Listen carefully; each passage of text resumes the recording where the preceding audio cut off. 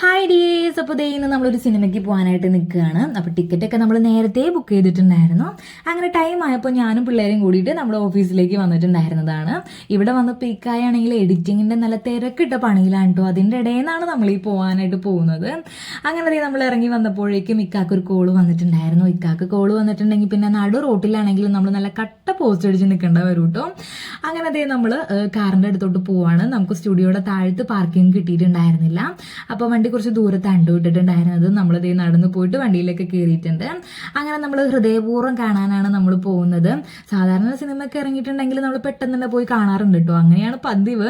പക്ഷെ ഇത്തവണ നമ്മൾ ഒരുപാട് ലേറ്റ് ആയിട്ടാണ് കേട്ടോ കാണാനായിട്ട് പോകുന്നത്. അങ്ങനെ ദേ ടിക്കറ്റൊക്കെ ശരിയാക്കിയിട്ടുണ്ട്. പിന്നെ ദേ പിള്ളേർ അവിടെ എന്ത് കഴിക്കാൻ എന്ത് വേണം എന്ന് ഇങ്ങനെ നോക്കിക്കൊണ്ട് നിൽക്കാൻ കേട്ടോ. സാധാരണ നമ്മൾ ഇന്റർവെല്ലിന്റെ സമയത്തൊക്കെയാണ് വല്ലതും വാങ്ങാറുള്ളത്.